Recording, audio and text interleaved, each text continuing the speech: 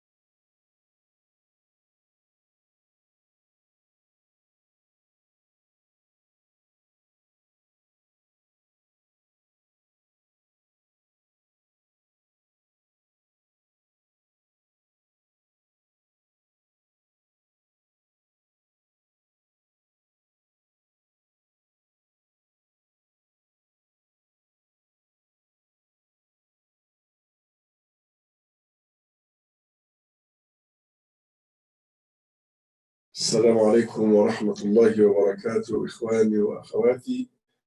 أسأل الله تبارك وتعالى القبول والتوفيق كما أكرمنا بصيام يومنا هذا. أسأله سبحانه وتعالى أن يتقبله منا وأن يعيننا على قيام ليلتنا هذه وأن يرزقنا الإخلاص. اللهم ارزقنا الإخلاص يا رب العالمين. ونحن في هذه اللحظات الطيبة المباركة نسألك ونحن في هذه الليلة أن تتقبل منا وأن تعيننا وأن تفتح لنا كل أبواب الخير يا رب. اللهم افتح لنا كل أبواب الخير، ارزقنا الإخلاص، ارزقنا التوفيق، انفعنا يا رب بكل عمل نقوم به في هذه الليلة المباركة. طبعا عشان الحمد لله محمد إن شاء الله صرت صلاة العشاء في سورة والشمس والضحى. إن شاء الله ختم القرآن today and دعاء. Now إن شاء الله with my best teacher الدكتور أخونا الدكتور هشام عبد الله مع ختام المسك بإذن الله في هذا الشهر المبارك فقط يا دكتور. إن شاء الله مع أخونا الدكتور فليتفضل. بارك الله فيه وتقبل الله تبارك وتعالى منه. بسم الله الرحمن الرحيم. الحمد لله والصلاة والسلام على رسول الله وعلى آله وصحبه ومن والاه وبعد. Subhanallah, we're coming to the home stretch as they say, and inshallah we pray to Allah subhanahu wa ta'ala that we can do our best so that we get the full reward inshallah of this blessed month bi'idhnillah ta'ala. And of course, one of the main features of Ramadan is that we strengthen our connection and with the Quran. And we have this Ramadan is like this intense course, of reciting, reading tafsir, listening to lectures, praying Taraweeh, and it's all like the center. At the center of Ramadan is the Quran. And one, wonders, how can we have such a beautiful gift from Allah subhanahu wa ta'ala. This is an incredible and a beautiful gift from Allah. And one has to wonder, how can we share this beautiful gift with others?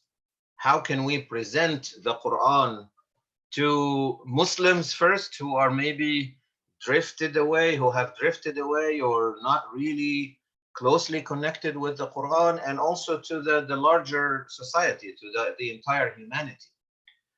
And subhanallah, Allah subhanahu wa ta'ala, He tells us in the Quran, وَمَا أَرْسَلْنَا بِرَسُولٍ إِلَّا بِلِسَانِ قَوْمِهِ, that we only send a messenger with the tongue and with the language of his people. So one would think nowadays, what is the language of our people? Our people being this society we live in, this humanity in the 21st century, what is the language of our people? And I have no doubt in my mind that one of the top languages that people speak nowadays, and I don't mean language as in like Arabic, English, French, etc. One of the top languages that people speak nowadays is the language of science, the language لغة العلم, the language of natural science, the language, subhanallah, in every era, every time has their focus. And we were told by our mashayikh that Allah subhanahu wa ta'ala, when He sent messengers, He sent them with miracles that are in line with what people were excellent in. Like, Sayyidina Musa alayhi salam was sent with the miracle of, the staff and the hand and all that, because people were so involved in magic. And, we also give the example of Sayyidina Isa and the advancement of medicine and there. So what we live now in a time and place that science is speaking very, very loudly, and it is a language that a lot of people would like to use in their daily life. So can we present the Quran to humanity using the language of science? And actually, I mean, of course, the answer is yes. Quran has so many miracles involved in it. The miracle of the language, which is okay. So how can someone enjoy the miracle of the Arabic, structure of the Quran without knowing Arabic? And the answer is probably not. They have to learn Arabic first. But what is the language now that people can understand and can relate to? It is the language of science. And therefore, we need to present the Quran to people from the angle that they will understand and see, because in the end, what is the objective? The objective is to get people close to Allah and to get people to hopefully believe in Allah and in the day of judgment. And Allah is telling us even within the Quran to use science for that. يعني in Surah Al-Ankabut, Allah subhanahu wa ta'ala says, قُلْ سِيرُوا فِي الْأَرْضِ فَانظُرُوا كَيْفَ بَدَأَ الْخَلْقِ ثُمَّ اللَّهُ يُنْشِئُ النَّشْأَةَ الْأُخْرَى. يعني walk around you, look around you, investigate, and see how creation was started, or how any creation was started.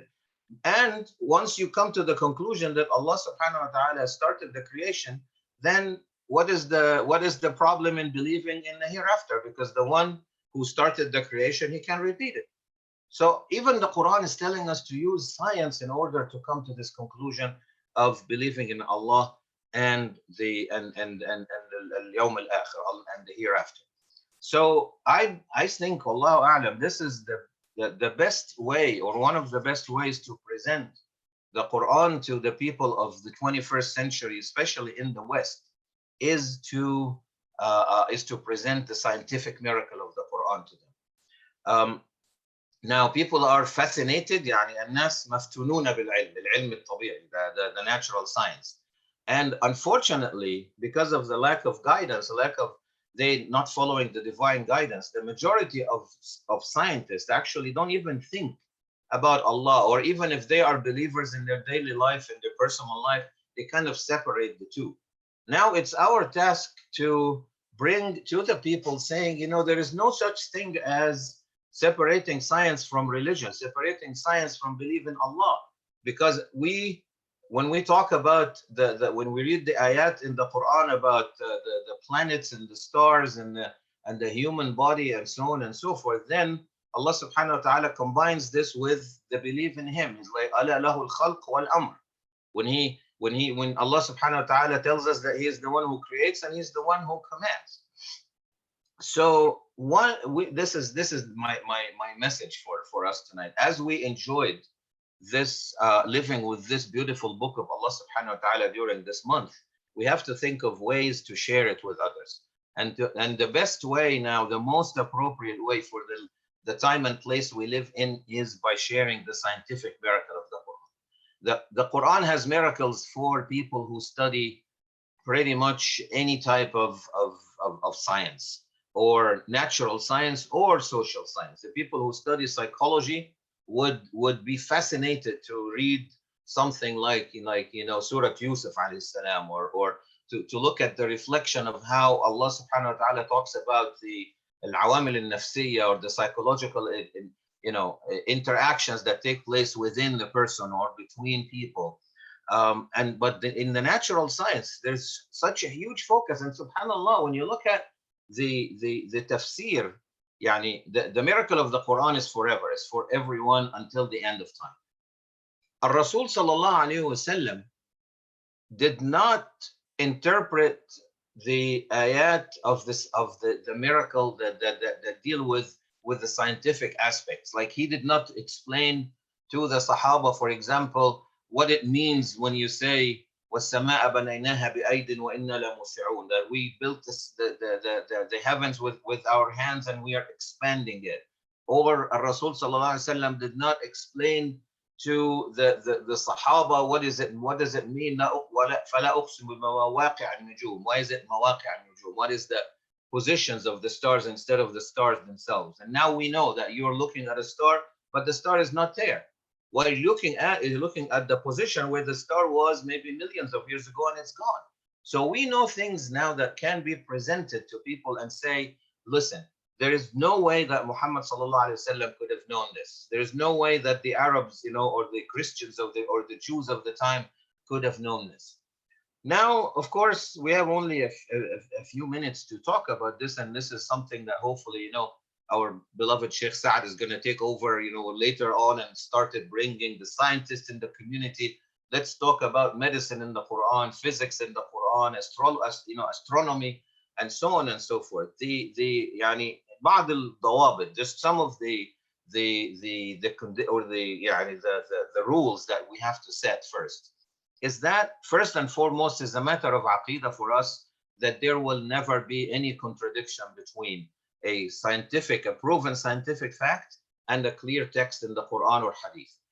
That is impossible. It is istihala. It's impossible to have any kind of conflict. So what happens when you have a apparent conflict is either because we don't understand the text, or because what we think is a proven fact is actually not a proven fact. It's just a theory, right? And that needs to. So يعني النظر العقلي والنظر الشرعي, or when you look at the Quran in science, for example, they deal with different things, and they can overlap sometimes. Quran deals with embryology, science deals with embryology. There will never be any conflict, right, between the two. But when there is an apparent conflict, then we have to be careful in terms of looking at what we think is a fact is actually may not be a fact.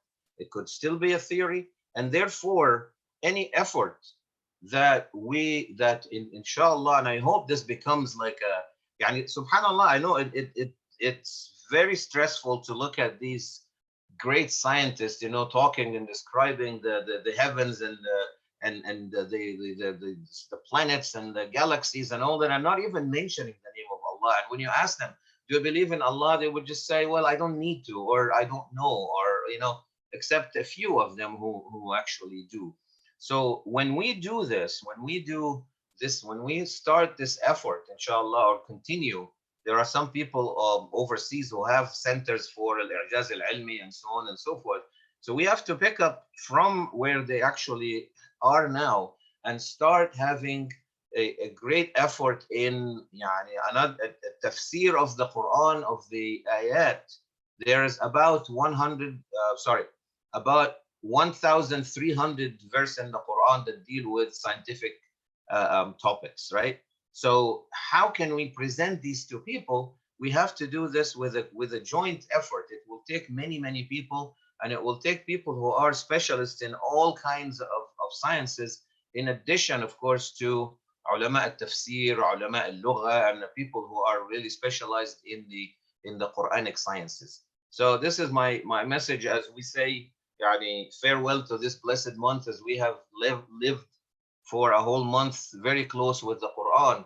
That, how do we present it to our people, our qawm? How do we present it to the society? How do we present it to the whole humanity? Is first and foremost, for this type for this time and place, we have to use the language of science, but we have to do it very scientifically and very methodically, using people who are specialists in not just the tafsir and ulum al-Quran, but also definitely the people who are specialists in medicine, chemistry, physics, astronomy, and so on and so forth. So Allah subhanahu wa ta'ala guide us to what is best and how to serve his book and serve his cause wherever and whenever we can, بإذن الله تعالى. أقول قولي هذا وأستغفر الله لي ولكم، وآخر دعوانا الحمد لله رب العالمين. ما شاء الله، جزاك الله خيرا يا دكتور، وبارك الله فيك، وجعل الله هذه الكلمات في ميزان حسناتك، وختم الله لنا ولك بالخير. اللهم اختم لنا يا رب بالسعادة، اللهم اختم لنا بالطمأنينة وراحة البال، اللهم اختم لنا في هذا الشهر الكريم بنصر لإخواننا وأهلينا في كل مكان. اللهم اختم لنا يا رب بتفريج كرب أهلينا وإخواننا المظلومين في كل مكان ونحن في هذه الليلة.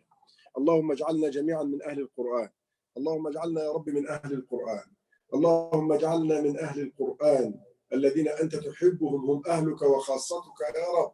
اللهم انفعنا جميعا بالقرآن، انفعنا أخونا الدكتور هشام يا رب بالقرآن، وانفعنا جميعا بالقرآن، واجعله لنا زادا في هذه الحياة، ارزقنا يا رب نور القرآن، علم القرآن، سعادة القرآن، طمأنينة القرآن يا رب. ونحن في هذه الليلة المباركة يا رب لا تحرمنا من هذا القرآن الذي أكرمتنا به. يا من أكرمتنا بالقرآن اجعلنا أهلا له، ارزقنا أخلاقه نحن وأزواجنا وأولادنا. اللهم وفقنا إلى ما تحب وترضى يا رب. اللهم وفقنا جميعا إلى ما تحب وترضى. اللهم إنا نسألك رضاك، اللهم إنا نسألك رضاك والجنة، اللهم إنا نسألك رضاك والجنة ونعوذ بك من سخطك والنار. اختم لنا بكل ما يرضيك، اختم لنا بخاتمة السعادة. اللهم يا رب لا تحرمنا من طاعتك، اللهم لا تحرمنا من طاعتك، لا تحرمنا من بيوتك، لا تحرمنا يا رب من العمل لهذا الدين نحن وأزواجنا وأولادنا يا رب.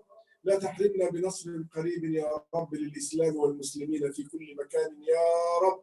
اللهم نصرا قريبا للإسلام والمسلمين يا رب. إن كان لنا من دعوة مستجابة ونحن في هذه الأيام المباركة فإننا يا رب نلجأ إليك في تفريج كرب إخواننا المأسورين المظلومين يا رب والمظلومات في كل مكان، فإن حالهم لا يخفى عليك وضعفهم ظاهر بين يديك. اللهم يا رب لا حول لهم ولا قوة إلا بك أنت يا رب.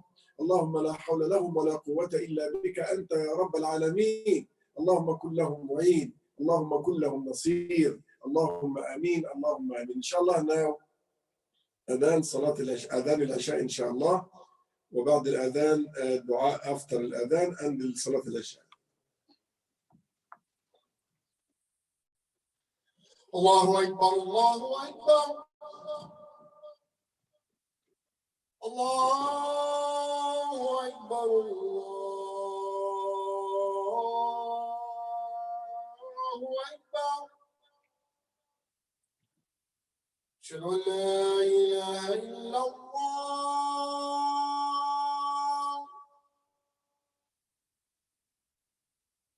أشهد أن لا إله إلا الله،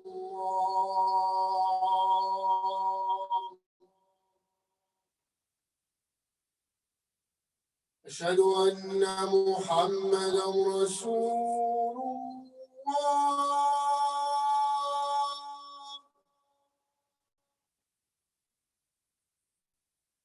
أشهد أن محمدا رسول الله.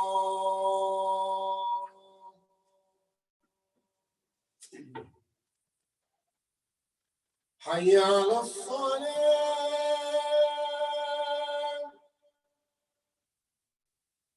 حي على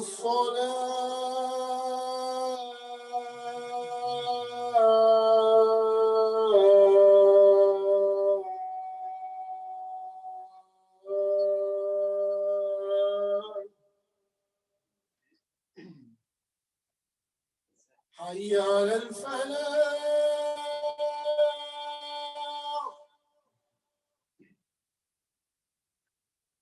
حي على الفلاح.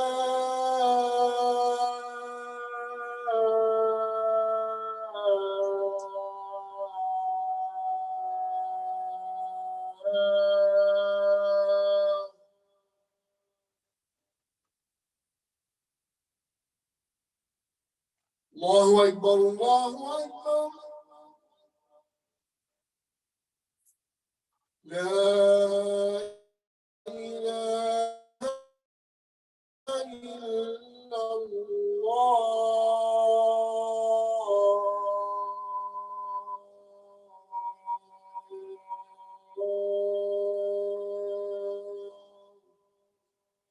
صل على سيدنا محمد وعلى آله وصحبه وسلم. اللهم رب هذه الدعوة التامة والصلاة القائمة آت محمدا الوسيلة والفضيلة والدرجة العالية الرفيعة وابعثه اللهم المقام المحمود الذي وعدته يا رب. يا من أكرمتنا بالحبيب محمد صلى الله عليه وسلم ارزقنا اتباع سنته في الدنيا. اللهم يا ربنا أوردنا حوضه واسقنا من يده الشريفة شربة لا نظمأ بعدها أبدا. لا حول لنا ولا قوة إلا بك يا رب العالمين. اللهم دبر لنا فإنا لا نحسن التدبير، وتقبل منا يا أكرم الأكرمين. تقبل منا يا رب ختمة القرآن هذه، واجعلها في ميزان حسناتنا يا رب. اللهم يا رب تقبلها منا ومن كل إخواني وأخواتي ونحن في هذه الليلة المباركة يا رب. لا تحرمنا يا رب أجر القرآن، لا تحرمنا بركة القرآن يا رب. اللهم لا تحرمنا أخلاق القرآن، اللهم لا تحرمنا أخلاق القرآن، اللهم لا تحرمنا أخلاق القرآن واجعله لنا نورا. اللهم ارزقنا تقواه، اللهم ارزقنا تقواه، اللهم ارزقنا تقواه، اللهم ارزقنا علمه، اللهم ارزقنا أدبه، اللهم ارزقنا نوره. لا إله إلا أنت سبحانك إنا كنا من الظالمين، وإلا تغفر لنا وترحمنا لنكونن من الخاسرين. تقبل من كل إخواني وأخواتي يا رب. إن شاء الله my dear brothers and sisters إن شاء الله بك دعاء ختم القرآن. Please follow me everyone tonight from صلاة العشاء. Now start إن شاء الله سورة والشمس وضحاها إن شاء الله to end in صلاة الوتر إن شاء الله and الدعاء إن شاء الله with صلاة الوتر بإذن الله. جزاكم الله خيرا وبارك الله فيكم وتقبل الله منا ومنكم.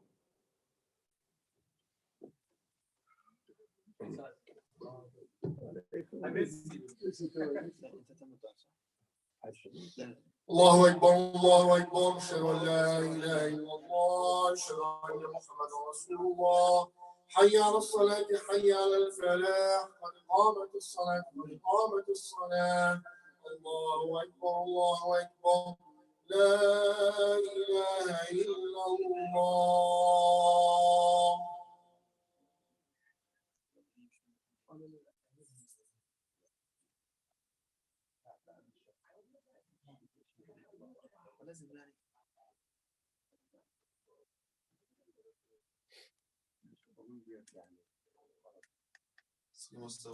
Inshallah, we'll be starting from Surah Al-Shams. الله أكبر.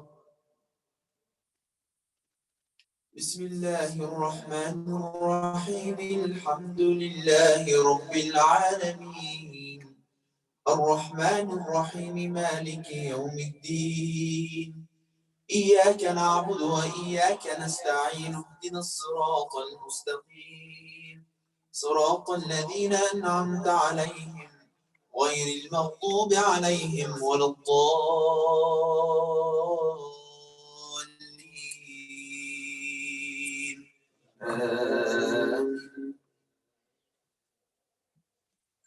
الله أكبر. بسم الله الرحمن الرحيم. والشمس وضحاها، والقمر إذا تلاها، والنهار إذا جلاها، والليل إذا يغشاها، والسماء وما بناها، والأرض وما طحاها، ونفس وما سواها، فألهمها فجورها وتقواها. قد أفلح من زكاها، وقد خاب من دساها. كذبت ثمود بطغواها، إذ انبعث أشقاها، فقال لهم رسول الله ناقة الله وسقياها، فكذبوه فعقروها، فدمدم عليهم ربهم بذنبهم فسواها، ولا يخاف عقباها. الله.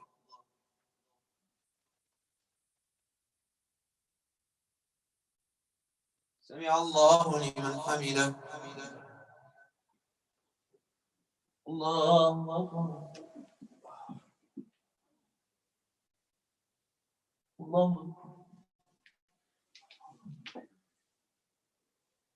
الله أكبر.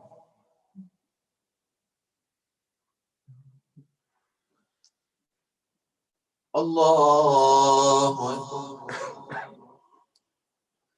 بسم الله الرحمن الرحيم. الحمد لله رب العالمين الرحمن الرحيم مالك يوم الدين. إياك نعبد وإياك نستعين. اهدنا الصراط المستقيم صراط الذين أنعمت عليهم غير المغضوب عليهم ولا الضالين.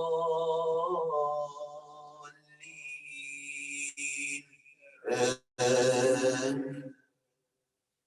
الله أكبر. بسم الله الرحمن الرحيم. والليل إذا يغشى والنهار إذا تجلى وما خلق الذكر والأنثى إن سعيكم لشتى فأما من أعطى واتقى وصدق بالحسنى فسنيسره لليسرى وأما من بخل واستغنى وكذب بالحسنى فسنيسره للعسرى وما يغني عنه ماله إذا تردى إن علينا للهدى وإن لنا للآخرة والأولى فأنذرتكم نارا تلظى لا يصلاها إلا الأشقى الذي كذب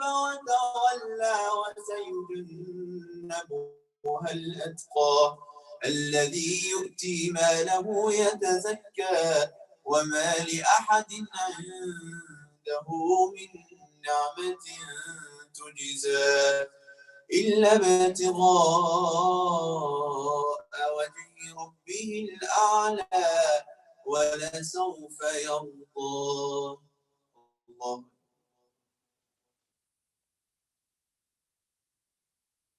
سمع الله لمن حمده. الله أكبر. الله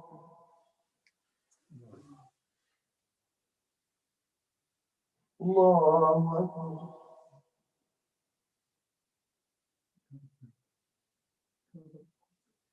الله أكبر.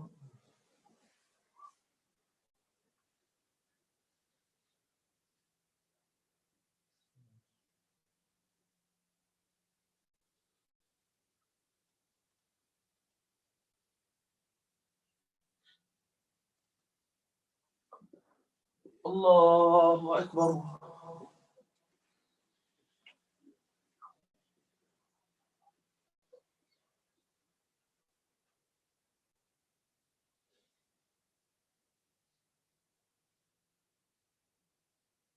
الله أكبر. سمع الله لمن حمده. الله أكبر. الله أكبر. الله أكبر.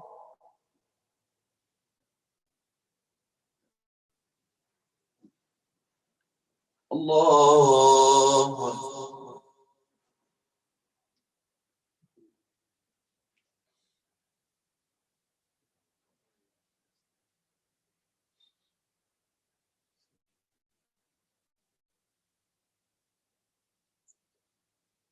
الله أكبر.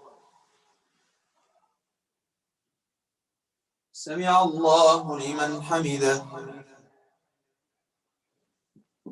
الله أكبر. الله أكبر. الله أكبر. الله أكبر.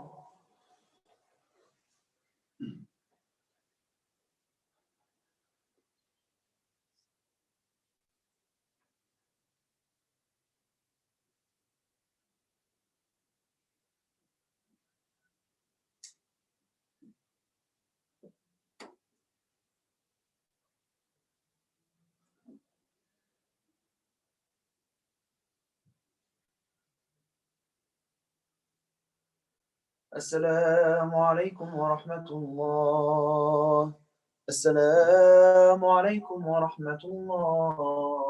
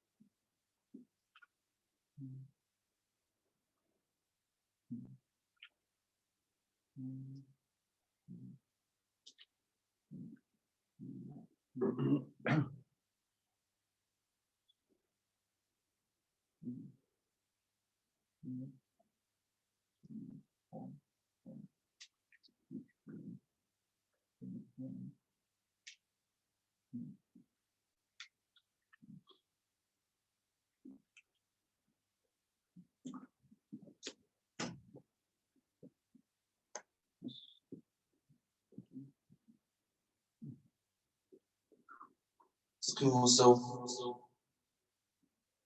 الله أكبر.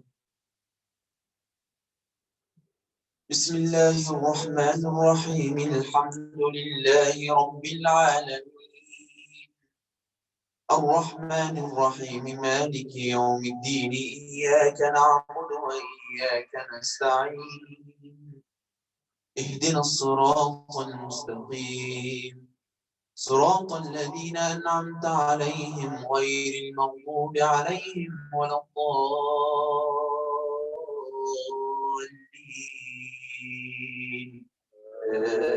آمين.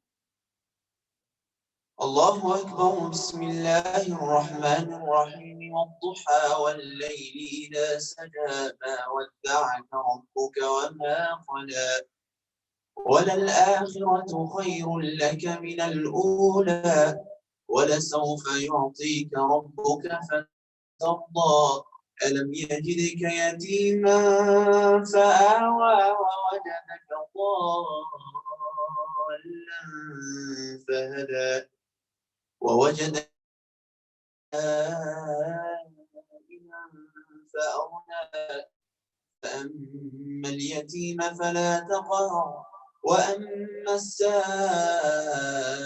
فلا تنهر، وأما بنعمة ربك فحدث. الله أكبر. بسم الله الرحمن الرحيم. ألم نشرح لك صدرك ووضعنا عنك وزرك الذي أنقض ظهرك ورفعنا لك ذكرك، فإن مع العسر يسرا، إن مع العسر يسرا، فإذا فرغت فانصب وإلى ربك فارغب. الله أكبر. بسم الله الرحمن الرحيم. والتين والزيتون وطور سينين وهذا البلد الأمين. لقد خلقنا الإنسان في أحسن تقويم ثم رددناه أسفل سافلين إلا الذين آمنوا وعملوا الصالحات فلهم أجر غير ممنون. فما يكذبك بعد بالدين أليس الله بأحكم الحاكمين. الله.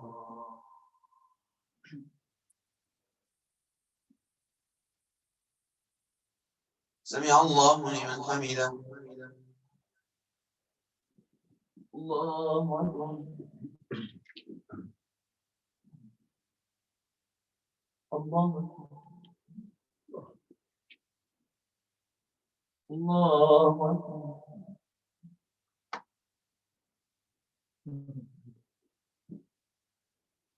الله أكبر. بسم الله الرحمن الرحيم. الحمد لله رب العالمين الرحمن الرحيم مالك يوم الدين. إياك نعبد وإياك نستعين. اهدنا الصراط المستقيم صراط الذين أنعمت عليهم غير المغضوب عليهم ولا الضالين.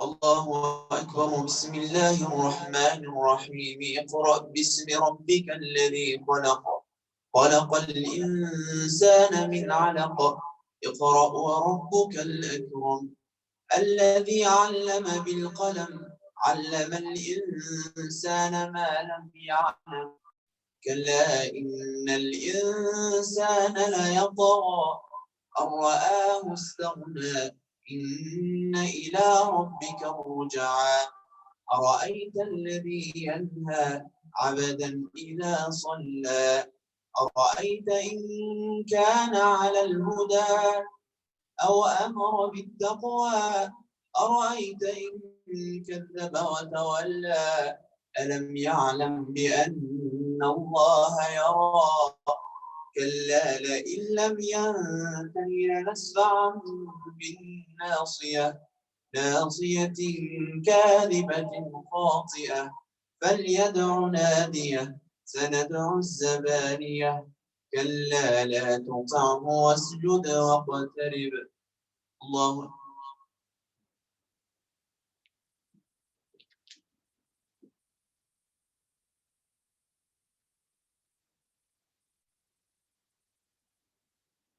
الله أكبر.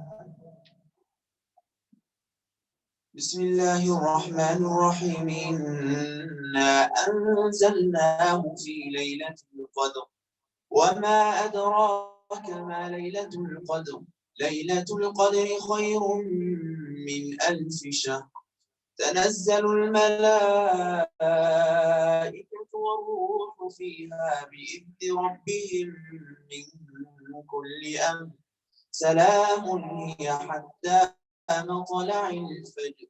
الله.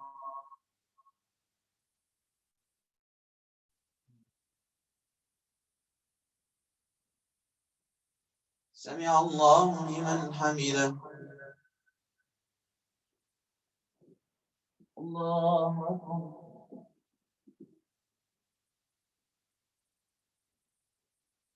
الله أكبر.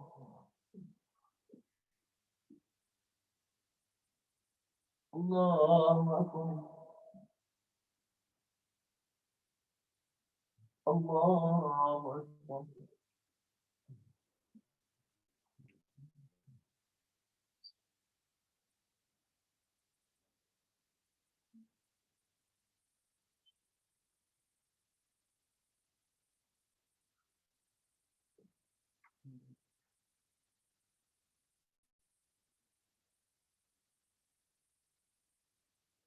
السلام عليكم ورحمة الله. السلام عليكم ورحمة الله.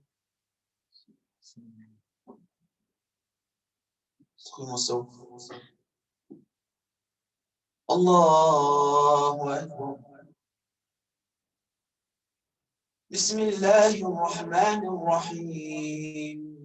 الحمد لله رب العالمين الرحمن الرحيم مالك يوم الدين. إياك نعبد وإياك نستعين. اهدنا الصراط المستقيم صراط الذين أنعمت عليهم غير المغضوب عليهم ولا الضالين.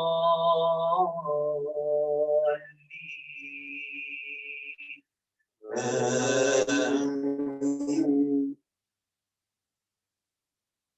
الله أكبر. بسم الله الرحمن الرحيم. لم يكن الذين كفروا من أهل الكتاب والمشركين منفكين حتى تأتيهم البينة. رسول من الله يتلو صحفا مطهرة فيها كتب قيمة. وما تفرق الذين أوتوا الكتاب إلا من بعد ما جاءتهم البينة. وما أمروا إلا ليعبدوا الله مخلصين له الدين حنفاء ويقيموا الصلاة ويؤتوا الزكاة وذلك دين القيمة. إن الذين كفروا من أهل الكتاب والمشركين في نار جهنم خالدين فيها أولئك هم شر البرية. إن الذين آمنوا وعملوا الصالحات أولئك هم خير البرية. جزاؤهم عند ربهم جنات عدن تجري من تحتها الأنهار خالدين فيها أبدا. رضي الله عنهم ورضوا عنه ذلك لمن خشي ربه. الله أكبر.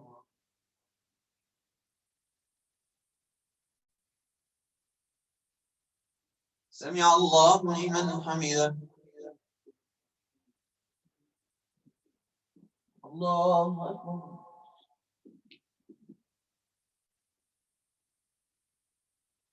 الله أكبر. الله أكبر.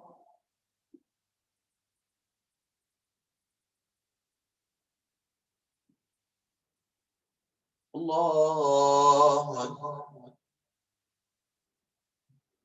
بسم الله الرحمن الرحيم. الحمد لله رب العالمين الرحمن الرحيم مالك الدين. إياك نعبد وإياك نستعين. اهدنا الصراط المستقيم صراط الذين أنعمت عليهم غير المغضوب عليهم ولا الضالين.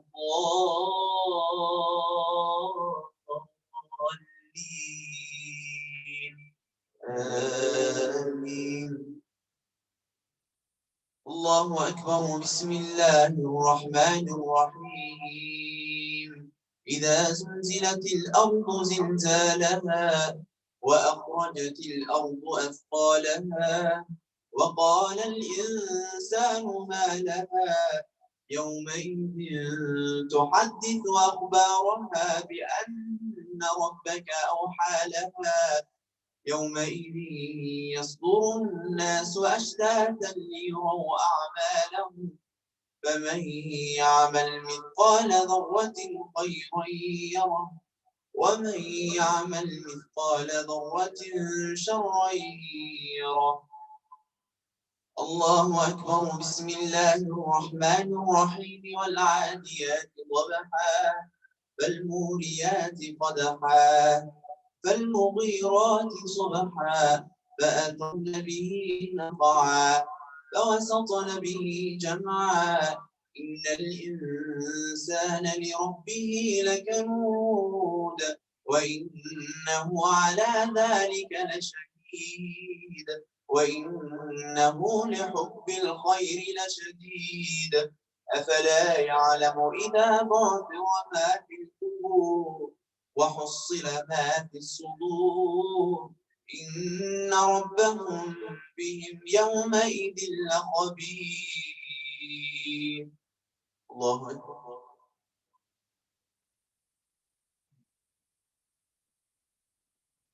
سمع الله لمن حمده. الله أكبر. الله أكبر. الله أكبر.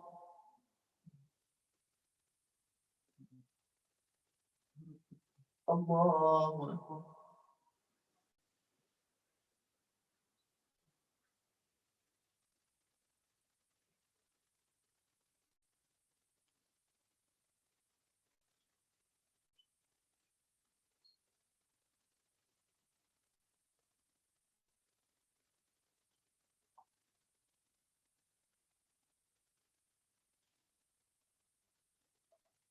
السلام عليكم ورحمة الله. السلام عليكم ورحمة الله. اللهم إنك عفو تحب العفو فاعف عني 10 times please. اللهم إنك عفو تحب العفو فاعف عني. اللهم إنك عفو تحب العفو فاعف عني. اللهم إنك عفو تحب العفو فاعف عني. اللهم إنك عفو تحب العفو فاعف عني. اللهم إنك عفو تحب العفو فاعف عني.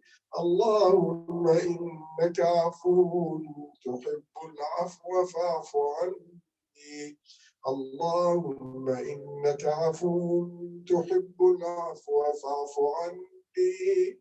اللهم إنك عفو تحب العفو فاعف عني.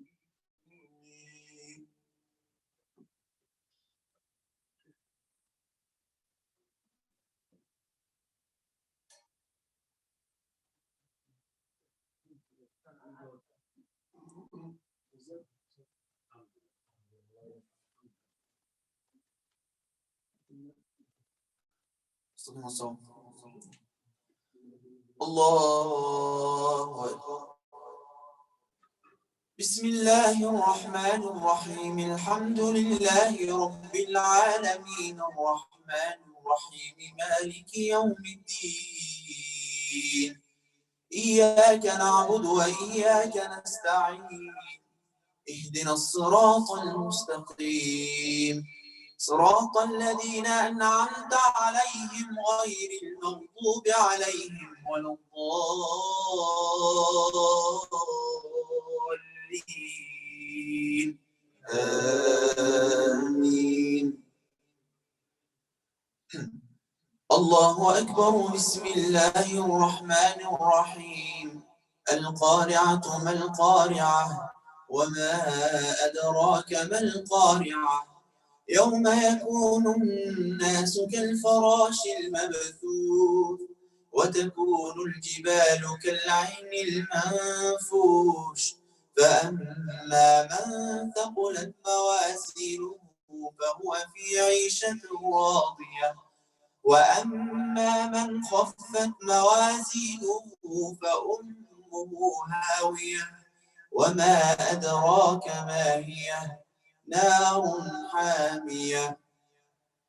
الله أكبر. بسم الله الرحمن الرحيم ألهاكم التكاثر حتى زرتم المقابر كلا سوف تعلمون ثم كلا سوف تعلمون كلا لو تعلمون علم اليقين لترون الجحيم ثم لترونها عين اليقين ثم لتسألن يومئذ عن النعيم. الله أكبر. بسم الله الرحمن الرحيم. والعصر إن الإنسان لفي خسر إلا الذين آمنوا وعملوا الصالحات وتواصوا بالحق وتواصوا بالصبر. الله أكبر. بسم الله الرحمن الرحيم. ويل لكل همزة لمزة الذي جمع مالا وعدده يحسب أن ماله أخلده كلا لينبذن في الحطمة وما أدراك ما الحطمة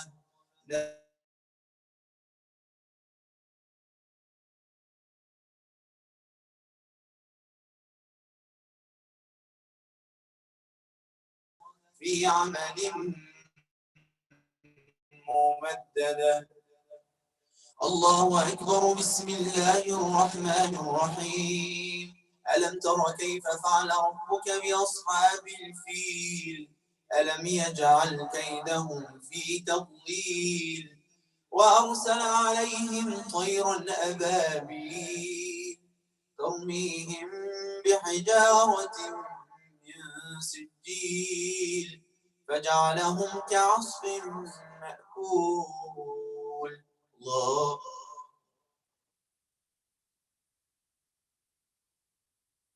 سمع الله لمن حمده. الله أكبر.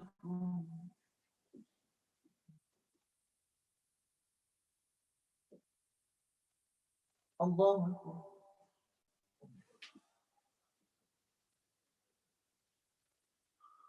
الله أكبر.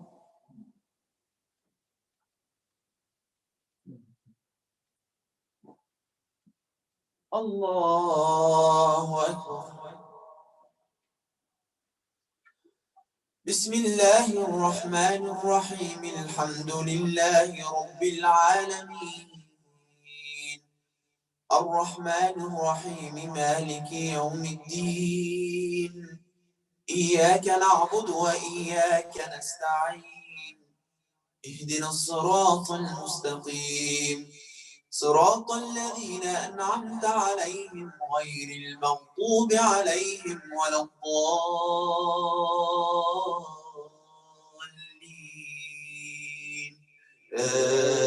آمين.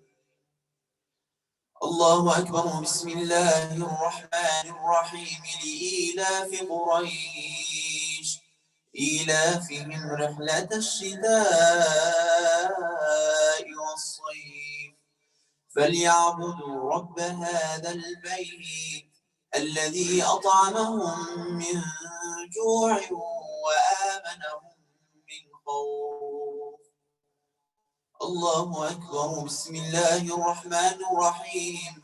أرأيت الذي يكذب بالدين فذلك الذي يدع اليتيم ولا يحض على طعام المسكين فويل للمصلين الذين هم عن صلاتهم ساهون الذين هم يراءون ويمنعون الماعون. الله أكبر. بسم الله الرحمن الرحيم.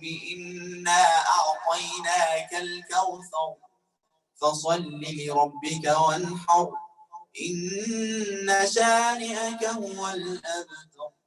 الله.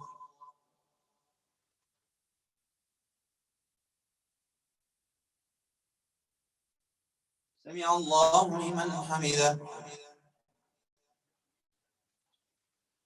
الله أكبر. الله أكبر.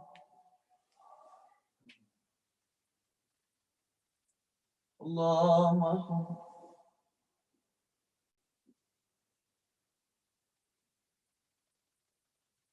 الله أكبر.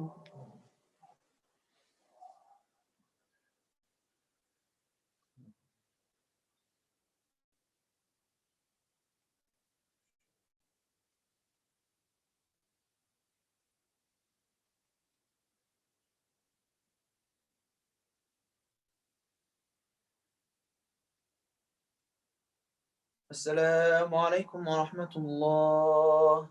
السلام عليكم ورحمة الله.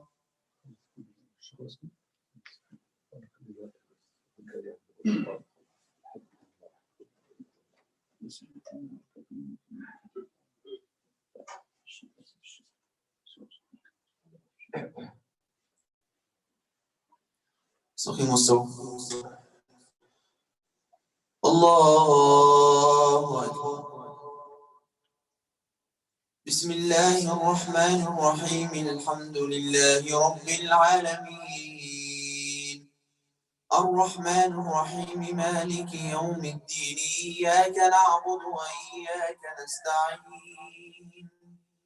اهدنا الصراط المستقيم، صراط الذين أنعمت عليهم غير المغضوب عليهم ولا الضالين.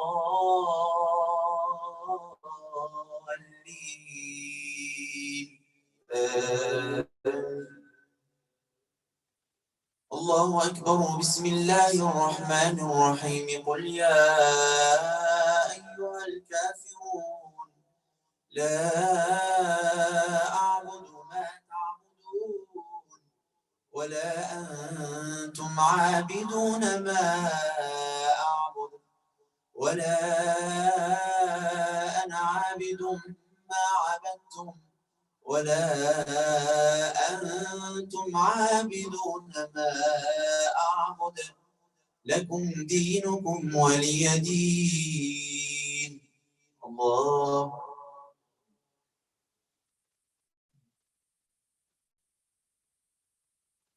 سمع الله لمن حمده. الله أكبر.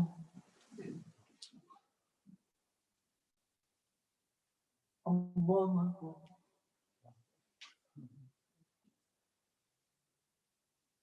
الله أكبر.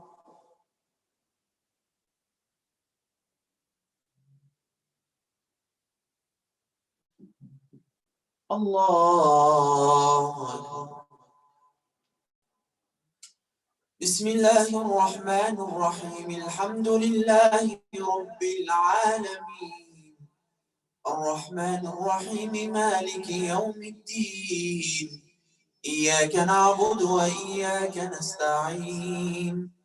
اهدنا الصراط المستقيم، صراط الذين أنعمت عليهم غير المغضوب عليهم ولا الضالين.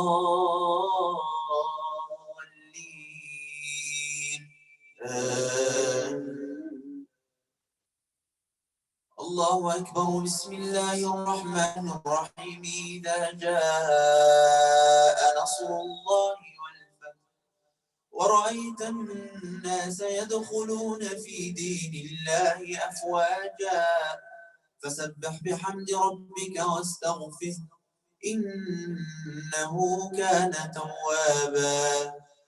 الله أكبر. بسم الله الرحمن الرحيم. تبت يدا أبي لهب وتب ما أغنى عنه ماله وما كسب سيصلى نارا ذات لهب وامرأته حمالة الحطب في جيدها حبل من مسد. الله.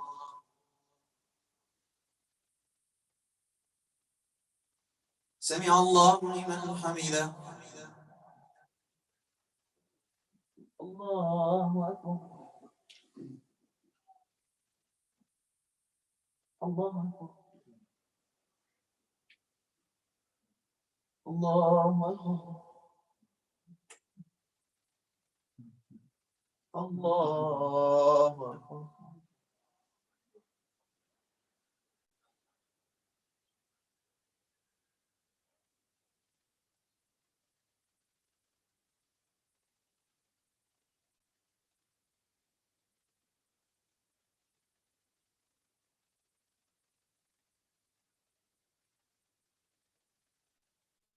السلام عليكم ورحمة الله. السلام عليكم ورحمة الله.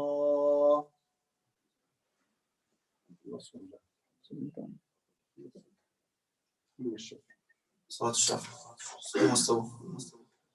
الله أكبر. بسم الله الرحمن الرحيم. الحمد لله رب العالمين الرحمن الرحيم مالك يوم الدين إياك نعبد وإياك نستعين اهدنا الصراط المستقيم صراط الذين أنعمت عليهم غير المغضوب عليهم ولا الضالين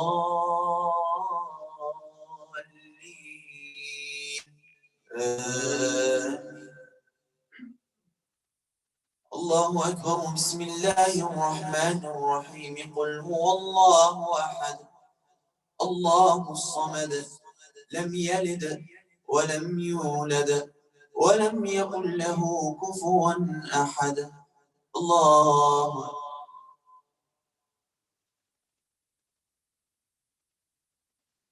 سمع الله لمن حمده. الله أكبر. الله أكبر. الله أكبر.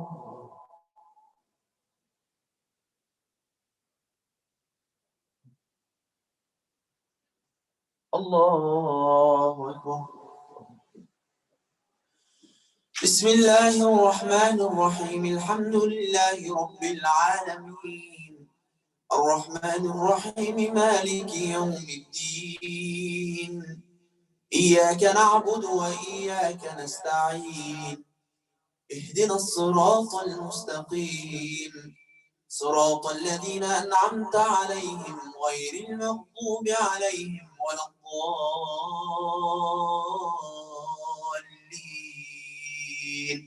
آمين.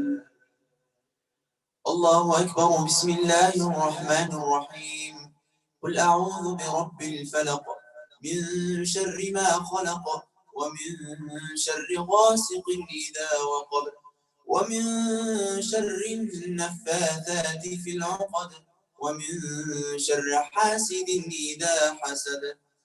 الله أكبر. بسم الله الرحمن الرحيم قل أعوذ برب الناس ملك الناس إله الناس من شر الوسواس الخناس الذي يوسوس في صدور الناس من الجنة والناس. الله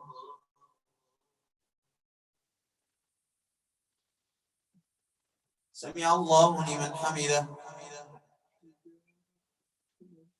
الله أكبر.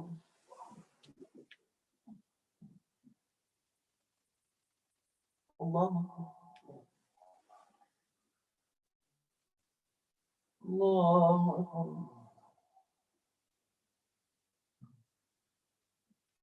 الله أكبر.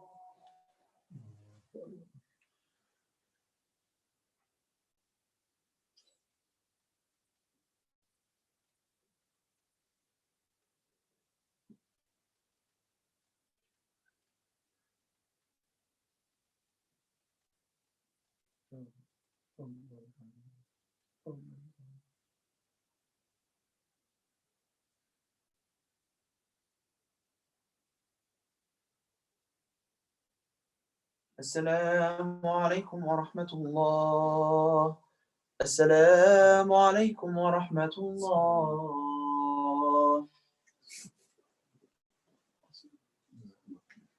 صلاة الوتر مع الدعاء، الوتر والدعاء ختم القرآن إن شاء الله.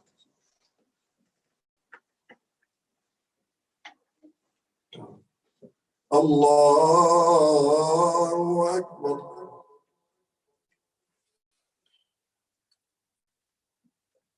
بسم الله الرحمن الرحيم الحمد لله رب العالمين الرحمن الرحيم مالك يوم الدين إياك نعبد وإياك نستعين اهدنا الصراط المستقيم صراط الذين أنعمت عليهم غير المغضوب عليهم ولا الضالين.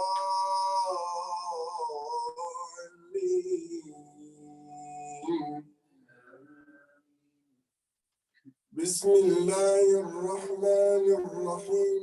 ألف لام ميم. ذلك الكتاب لا ريب فيه هدى للمتقين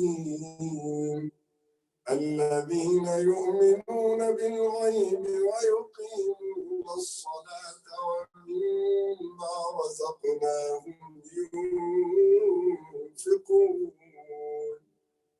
والذين يؤمنون بما أنزل إليك وما أنزل من قبلك وبالآخرة هم يوقنون أولئك على هدى من ربهم وأولئك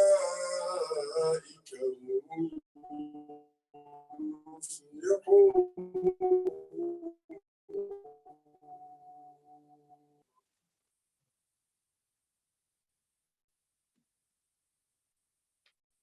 سمع الله لمن حمده. اللهم صل على سيدنا محمد في الأولين صل على سيدنا محمد في الآخرين وصل على سيدنا محمد في الملأ الأعلى إلى يوم الدين. اللهم يا ربنا ارحمنا بالقرآن. اللهم يا ربنا ارحم آباءنا بالقرآن وارحم أمهاتنا بالقرآن وارحم أبناءنا وبناتنا بالقرآن وارحم زوجاتنا بالقرآن وارحم إخواننا وأخواتنا بالقرآن. اللهم اجعله لنا إماما ونورا وهدى ورحمة. اللهم يا ربنا ذكرنا منه ما نسينا وعلمنا منه ما جهلنا وارزقنا تلاوته آناء الليل وأطراف النهار واجعله لنا حجة يا رب العالمين. اللهم يا ربنا أصلح لنا ديننا الذي هو عصمة أمرنا وأصلح لنا دنيانا التي فيها معاشنا وأصلح لنا آخرتنا التي فيها معادنا واجعل يا ربنا الحياة زيادة لنا في كل خير واجعل الموت راحة لنا من كل شر. اللهم يا ربنا اجعل خير عمرنا آخرة وخير عملنا خواتمة وخير أيامنا يوم لقاءك. اللهم يا ربنا إنا نسألك خير المسألة نسألك يا ربنا خير المسألة وخير الدعاء نسألك يا ربنا خير النجاح نسألك يا ربنا خير العلم نسألك يا ربنا خير العمل. اللهم يا ربنا حقق إيماننا وارفع درجاتنا وتقبل صلاتنا. اللهم تقبل صلاتنا واغفر ذنوبنا. اللهم تقبل صلاتنا واغفر ذنوبنا. اللهم يا ربنا وفقنا إلى ما تحب وترضى. اللهم يا ربنا إنا نسألك موجبات رحمتك يا رب. اللهم إنا نسألك موجبات رحمتك وعزائم مغفرتك والسلامة من كل إثم والغنيمة من كل بر والفوز بالجنة. اللهم إنا نسألك الفوز بالجنة ونسألك النجاة من النار. اللهم يا ربنا أحسن عاقبتنا في الأمور كلها وأجرنا من خزي الدنيا وعذاب الآخرة يا رب. أجرنا من خزي الدنيا وعذاب الآخرة يا رب. اللهم أجرنا من خزي الدنيا وعذاب الآخرة. اللهم يا ربنا اقسم لنا من خشيتك ما تحول به بيننا وبين معصيتك ومن طاعتك ما تبلغنا بها جنتك ومن اليقين ما تهون به علينا مصائب الدنيا. يا ربنا هب لنا من اليقين ما تهون به علينا مصائب الدنيا نحن وأزواجنا وأولادنا وإخواننا وأخواتنا. اللهم يا ربنا اجعل خير أمرنا آخرة وخير عملنا خواتمه. اللهم يا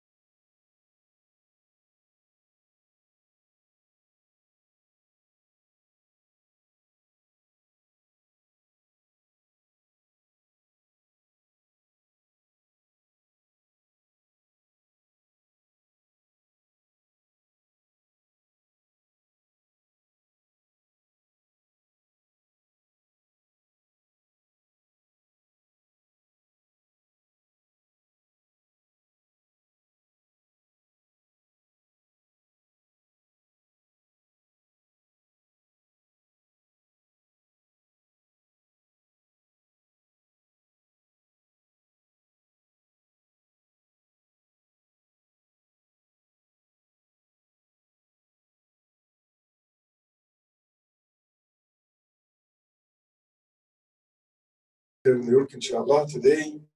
I hope, inshallah, يعني from every brother and sisters, inshallah, support care بإذن الله. أسأل الله تبارك وتعالى القبول والتوفيق لإخواننا وبرزر زياد رمضان وبرزر ماجد. ربنا يتقبل يا رب منهم يا رب، فليتفضلوا إن شاء الله كلنا إن شاء الله support إن شاء الله with them بإذن الله. نعم.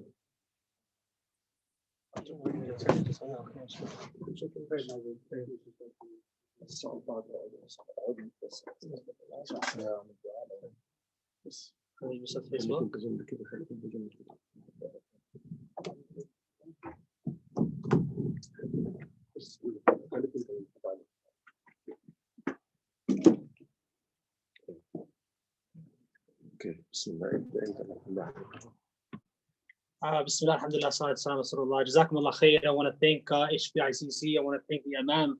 You know, he's always making dua for all of you. So inshallah, make dua for him, inshallah ta'ala, him and his family and the community. Thank you for hosting us, for hosting CARE New York. CARE New York is a Council on American Islamic Relations New York chapter. And we're happy to come spend Ramadan with you. Talking about Ramadan, I have someone here with me, the last day of Ramadan, inshallah, whom you guys all know well. Assalamu alaikum.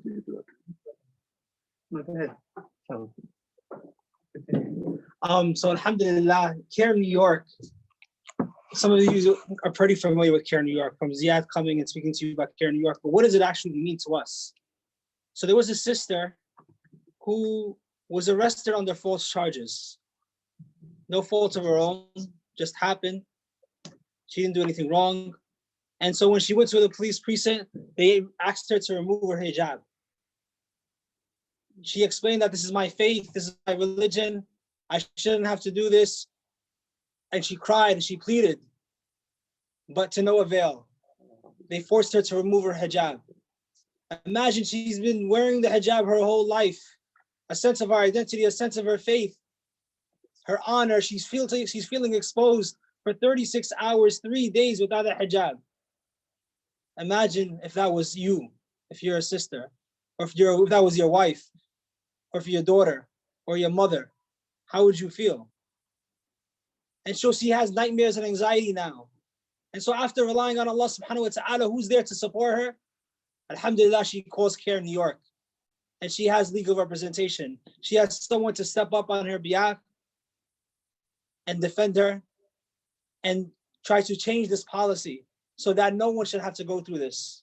That is who CARE New York is, brothers and sisters. So we're asking you to support CARE New York in any way that you can. Recommit your commitment to justice. You know, Allah subhanahu wa ta'ala says, Inna Allahu yuhibbul muqsitin. Allah loves those who are just. Brothers and sisters, today we're asking you to end Ramadan strong by standing for justice, for standing for mutual understanding, which is our vision. Assalamu alaikum. It's good to see you again, my brothers and sisters in the HBICC community. I was here last year. Humans grow when they don't have much time left, and this is the month of Ramadan, where we are told to give as much as we can to help people, to help themselves, to help their communities, because we don't know how many Ramadans we have left. Last year when I was here, I didn't have a silver beard. Last year when I was here, I didn't have glasses like I need now to read. Last year when I was here, I didn't know I had cancer. Alhamdulillah, I had an operation and we believe it's cured. But life changes and life becomes shorter. Just 2 days ago, we lost my 34-year-old cousin. He's the youngest of 8 children, 34 years old. Just died in his sleep right after Suhoor. Allah yarhamu. So you don't know how long you're going to be around. And Allah asks us during this month of Ramadan to give to those who help others, to help others who need the help all over the world. My brother said to me, should we give money to a well in Gaza or Africa. And I said to my brother, anywhere that you give where the people actually need what you're giving, alhamdulillah, it doesn't matter if it's in Gaza or it's in Africa. It matters that you give, because take this opportunity and don't miss this opportunity, because we don't know how many more opportunities that we have. I want to tell you just something about the work that CARE does. There's a video, you could probably find it on YouTube. It's Imam Walid, no, what's your name? Imam? No, الثاني Abdul Nasser Jumla, I believe from Texas. And he says in a short video, he says, you know, it became normal for me to be stopped at the airport for hours every single time I went. He goes, and I speak a lot, and I talk at universities, and I talk all around the country. And every time I'm stopped in the airport for a few hours. And then I started saying, you know what? I'm going to stop traveling because I don't like this anymore. I'm going to not speak and teach about Islam because I'm being so much harassed at the airport. You know, the funny thing is, I'm sitting here and there are some people who are social distancing here, and I know that some of them have these experiences. I know that the president of our organization had these experiences. I know people, imams, people in the Muslim community that have these experiences all the time. And guess what? They did the same thing this imam did. He said, it's okay, it's just the way things are. And one day he said, you know what? I just got sick of it. And I realized, why am I stopping my Islamic work when I have done absolutely nothing wrong? And I'm innocent, just like the woman who's arrested and removed her hijab that Brother Majid just told you about. He's innocent. So he called CARE. And CARE called up the TSA, wrote a letter for him. And he said the next time he went through the airport, he stopped, waiting for somebody to grab him and interrogate him again. And he said, so I continued walking. And when I went to the machine, it didn't have an X over my face anymore. Alhamdulillah, CARE's work did it. CARE stopped, allowed him to get home at dinner time, as opposed to coming home after midnight from being held at the airport for so long. He's now free to go around the country and fly around. But these are the kind of things that CARE does. And I want to make this absolutely clear. CARE is not asking for a favor. CARE is demanding that America hold true to its law and its promise of equality. We don't want anything that is not fair for everyone else. What CARE does is we defend Muslims' right to this equality, to the promise of this land and the law that it has written and is the foundation of this very nation. And we want to make sure that this is given to Muslimin who are legal and legitimate, who have not committed any crimes. And that's what we do. And we help our sisters and remember that our sisters wear hijab, so they can't hide their faith. You look at me and you don't know exactly what I am. Alhamdulillah, I'm a Muslim, but you don't know that. But if my sister sat next to me with her hijab, you'd know that my sister is Muslim. So all of our sisters, the work that we do defends them. Our mothers, our grandmothers, our aunts, it defends them. It helps all the women in our community who wear hijab, and everyone else who is a victim of oppression, whether it be from the government, whether it be from services, whether it be from individuals. And we come to their right, we come to their side when they're innocent. And that's what CARE does. And one last thing I want to say is, you know, this cancer thing got me thinking about life and what happens when I'm gone and after me, my children. And, you know, I thought about the NAACP and the ADL. The people who created the NAACP have passed away. Allah yarhamhum. And their children, they've passed away. Allah yarhamhum. And now their grandchildren are here. Well, we want to make CARE an organization that will outlive, obviously, me and my children and our grandchildren. So we say there's been 100 years of this great organization defending Muslimin, and that the government absolutely respects and listens to because they give us good guidance to ensure that we remain on the straight path. And doing this is defending Muslims in this country. And that's the work that CARE New York does. And it is a leader in the country. And our staff and our lawyers are highly respected. And you know, we're here for you. We're not here for me. We're here for you and your families and this community, these masajid. We ensure that you can continue to have faith, you continue to have iman, you continue to practice your religion in the institutions, in the masajid, in your family, and in public, under the law. And we make sure that everybody has fair treatment under the law. And that's the work that we do at CARE New York, and inshallah, you'll support us. I do want to tell you one last thing. If you say, I'm going to care.com and you give them money, you're not giving CARE New York money. And if you call CARE in Washington or any other state and say, help me, they said, yes, we'll forward your call to CARE New York. So you need to go to care-ny.org. CARE, C-A-I-R, -ny.org. Because we're the only ones /donate. And we also have the Zelle. We also have the Zelle to make it easy for each and every one Or of you. Zeal. Tomato, right? So it's anasher@care.com, and I'll spell that for you. It's ANASHER@CAIR.com. Yes, we wrote it on the Facebook. We'll write it on the YouTube as well, inshallah ta'ala. On Facebook Live, we added it in the comments. We added these links in the comments. Yeah, so if you heard our dear So brother, at Facebook, If you want to go to chat here, okay. go to chat and just type it in. Okay. So all the people on the Zoom. so that's the Chat. yeah. So we're gonna type it in so everybody can see it. But you know, this is an unusual circumstance, and we know that our friends and supporters every year are not here in front of us as usual to make pledges. You're in your homes. This is something between you and Allah subhanahu wa ta'ala, and your desire to help your community. We thank HVICC.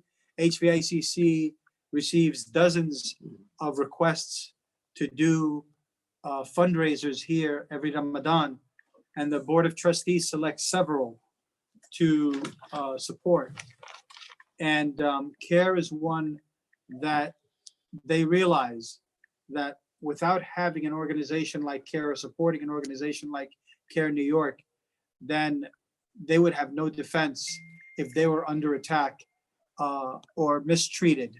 And they know they could always rely, and they have always relied on CARE to defend the good interests of Muslimin here, not only in the HVICC community or what we call upstate in New York City, but all of New York.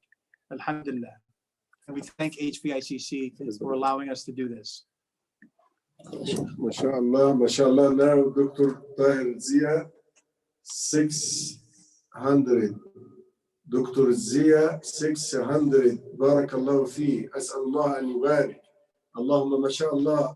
أسأل الله أن يبارك في دكتور طاهر وفي كل الإخوة والأخوات. اللهم بارك فيه يا رب وفي عائلتي يا رب.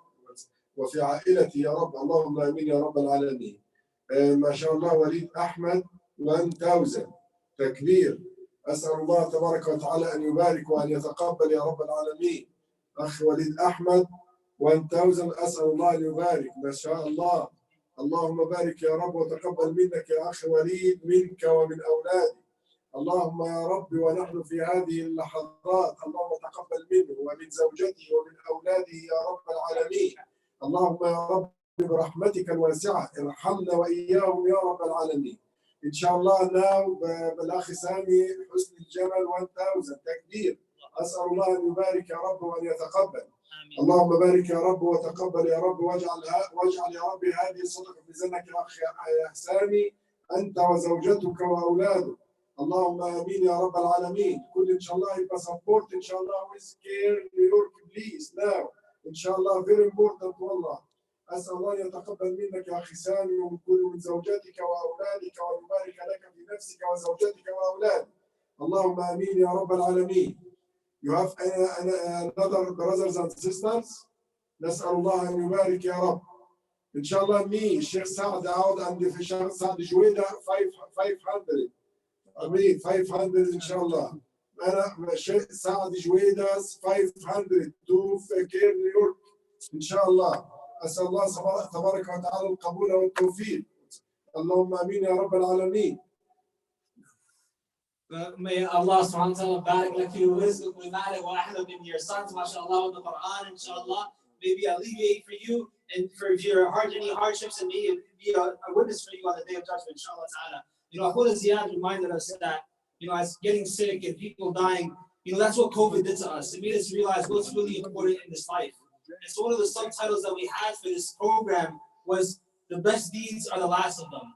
And so why did I mention that? Because our beloved Prophet sallallahu alaihi wasallam, he said, whoever declares there is no deity but Allah, seeking the countenance, the mercy of Allah as his last deed, he will enter paradise. Whoever fasts a day seeking the countenance of Allah, seeking the countenance of Allah as his last deed, he will enter paradise. And whoever gives in charity, seeking the countenance of Allah as his last deed, he will enter paradise. Allahu Akbar. So we do not know if we're going to live to another Ramadan. We do not know, maybe tonight is Laylatul Qadr. So you can give a last deed today, and it will be a witness for you, inshallah ta'ala, to you to enter paradise, because you're defending the freedom for people to practice La ilaha illallah Muhammad Rasulullah freely. جزاك الله خيرا يا اخي مجد. ما شاء الله دكتور نصير احمد 1000 تكبير. اللهم بارك يا رب فيه وفي زوجته وفي اولاده. اللهم تقبل منه يا رب العالمين. اللهم يا رب تقبل منه ونحن في هذه الليله، وتقبل منا جميعا يا رب. اللهم انا نريد رضاك فرض عنا يا رب في هذه الليله المباركه. اللهم امين. اللهم من خليل حسن الجمل ما شاء الله تكبير 1000. أسأل الله أن يتقبل يا رب.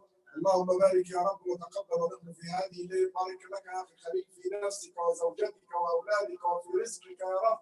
اللهم آمين يا رب العالمين. اللهم آمين. الأخ مجاهد 300 ما شاء الله تكبير. أسأل الله تبارك وتعالى يبارك له يا رب في نفسه وزوجته وأولاده وأن يشفي أخوه. اللهم برزر مجاهد برزر اللهم اشفيه بشفائك شفاء لا يغادر سقما يا رب العالمين. اللهم امين يا رب العالمين. برزر اسامه 200. اسال الله تبارك وتعالى ان يتقبل يا رب منك يا اخي اسامه. بارك لك في نفسك وزوجتك وفي اولادك وفي مجهودك هذا، وان يجعل ذلك في ميزان حسناتك. اللهم امين يا رب. ما شاء الله فوزي ابراهيم الجمل، فوزي تكبير. بارك الله فيك يا فوزي، وتقبل الله منك ومن زوجتك واولادك، وجعل الله ذلك في ميزان حسناتك 1000. ما شاء الله تكبير. الله أكبر. أسأل الله أن يبارك يا رب العالمين. اللهم آمين. اللهم آمين. Brothers and sisters, please rush to the good deed. Visit the Zelle, anashir@care.com. That's our executive director for Care New York. MashaAllah, she's working day in and day out to protect our religious freedoms. MashaAllah, Sister Abida Javid 1000 تكبير. ربنا يبارك فيك يا Sister عابدة وفي زوجك وأولادك يا رب. اللهم بارك لها وتقبل منا يا رب العالمين. اللهم بارك يا رب وتقبل يا رب العالمين. اللهم امين يا رب. اللهم امين. اللهم امين. ما شاء الله. ما شاء الله دكتور كمال اسلام 500 تكبير. الله يبارك فيك يا رب يا دكتور كمال وفي زوجتك وفي اولادك. اللهم امين يا رب العالمين. دكتور كمال اسلام ما شاء الله.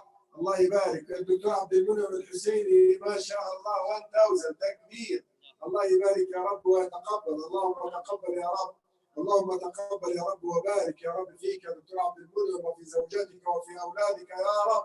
اللهم بارك لنا جميعا ونحن في هذه الليله، وتقبل يا رب يا رب العالمين. اللهم امين يا رب. اللهم امين. May Allah subhanahu wa ta'ala be a witness to your pledges. May inshallah help you to complete it. And brothers, take advantage. Sisters, take advantage. Spread the word out. We're coming together to fight together for our religious freedoms, for justice, for peace in this country that we live in. We're doing it for each other. We're doing it for the sake of Allah subhanahu wa ta'ala. So spread the word, inshallah ta'ala. اللهم امين. ما شاء الله. ابراهيم ما شاء الله ابراهيم حسني الجمل 500 تكبير. ربنا يتقبل يا ابراهيم يا رب، ويجعل ذلك في ميزان حسناتك وزوجاتك يا رب، يتم شفائها ويتم شفاء يا رب زوجاتنا جميعا يا رب العالمين. اللهم امين يا رب، اللهم امين. بارك الله فيكم يا رب اهل الحسن جميعا، اللهم امين يا رب. Me and other brothers and sisters, anything today. بارك الله فيكم جميعا يا رب، اللهم تقبل.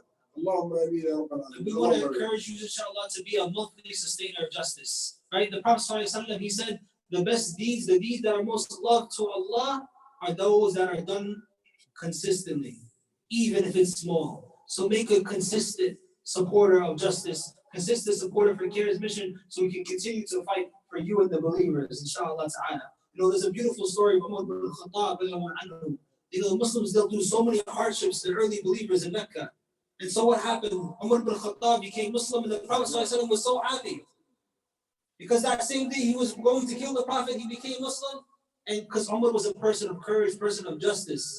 And so he went with a party with the believers, and with a party of Hamza and the believers, and they went and they praised Allah subhanahu wa ta'ala, not fearing the ridicule. And so CARE New York is an organization that comes and defends you, so you can practice your faith without backlash. And ما شاء الله ربنا يبارك يا رب وتقبل ان شاء الله. ان شاء الله من خلص ابراهيم من الاخير. When is Iyad? بيقولوا متى يعني. اوكي مع العيد ان شاء الله ساندي. العيد ساندي ان شاء الله. تكبيرات العيد ستارت هير ان شاء الله والزوم ما شاء الله 11 o'clock والصلاه 11:30 ان شاء الله. ما شاء الله ماهر الجمل 1000 تكبير.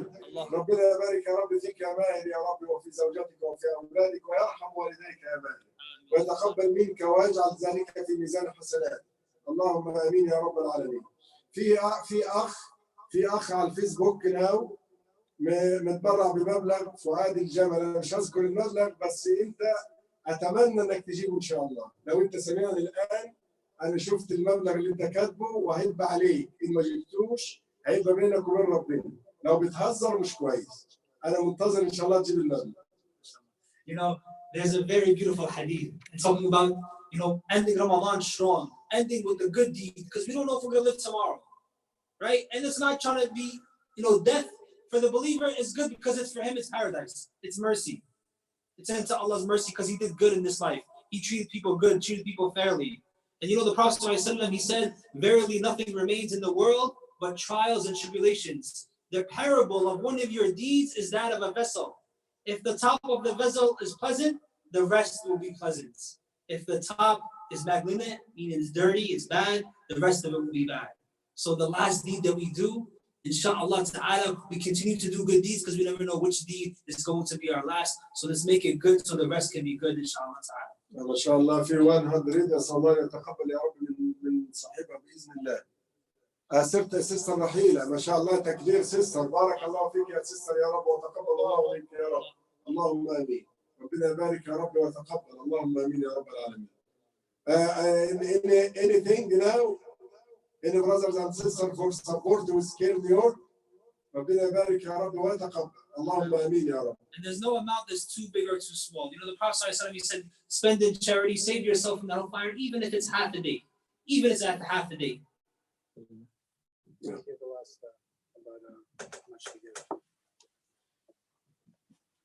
Assalamu alaikum.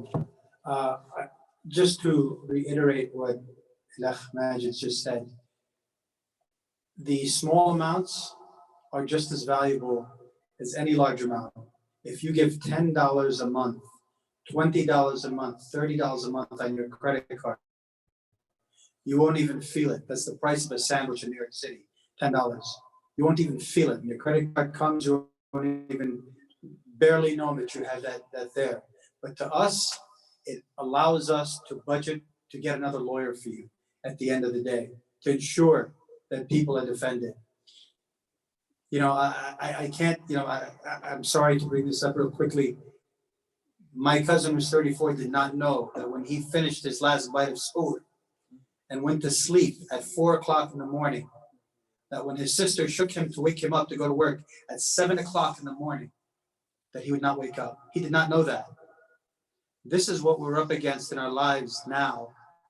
And we have to take the opportunity. We cannot miss the opportunity to give in ways that pleases Allah subhanahu wa ta'ala. Because that is the only thing that you will be able to take with you, is your good deeds and the charity that you've given. Because that's what you'll be called to task when you finally meet your Maker. But remember, any amount is not too small. Don't think, oh, I don't have 1,000 or 500 or 250 to give. Give anything that you can, $100. Make sure that there are several ways that you can give, and this is what I'm going to end with. Zeal, A-Nasher at care.com. That's ANASHER at care, CAIR.com. You can go to care-ny.org/donate. You can give there. And I think that's the best way to do it. But just don't forget, there's no amount that's too small. And this all gets done, not for me. I don't get paid by this. This is all volunteer work, but we have to hire our staff that's going to be there to answer the call for you. I'll leave it on the shutter. God forbid, in the times that is the most difficult, when you're at the airport, if you get arrested wrongly, if people undermine your rights, we're going to be there for you. That's your investment, your little investment into knowing and having the security that we're going to be there to defend you and your family. Jazakumullah khairan min du'a, inshallah. Yeah, the last thing I'll just mention, so we pay taxes in order to build the infrastructure in the country we live in.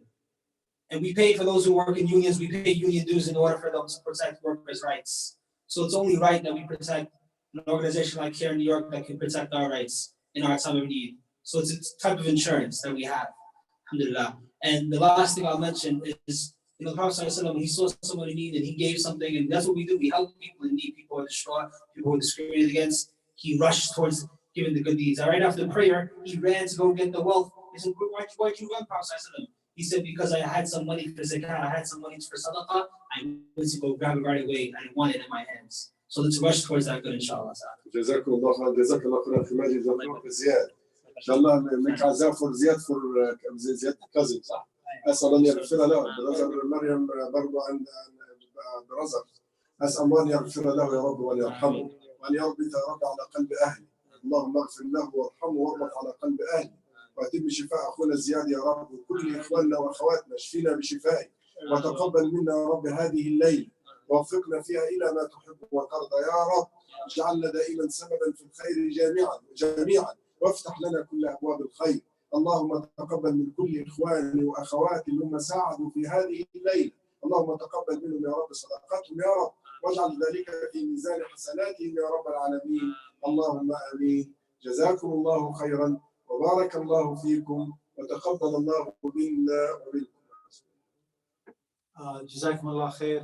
May this blessed month, may Allah reward you for all your du'as, your deeds, your prayers, and all your good deeds and all your charity. May Allah multiply these in many, many ways for you and your family, inshallah. Ameen ya Rabbi. Yalla say with me by now. Subbuh, say. سبوح قدوس رب الملائكة والروح. سبوح قدوس رب الملائكة والروح. سبوح قدوس رب الملائكة والروح. سبحانك اللهم وبحمدك نشهد أن لا إله إلا أنت نستغفرك ونتوب إليك.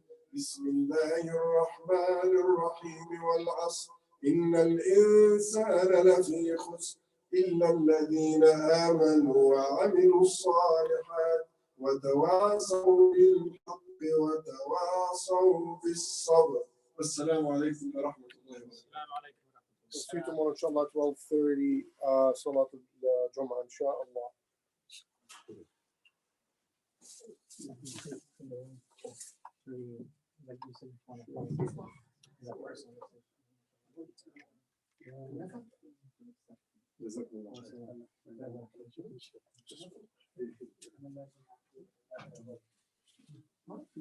Assalamu alaikum wa rahmatullahi wa barakatuh. Thank you so much, and we'll see you inshallah tomorrow, 12:30.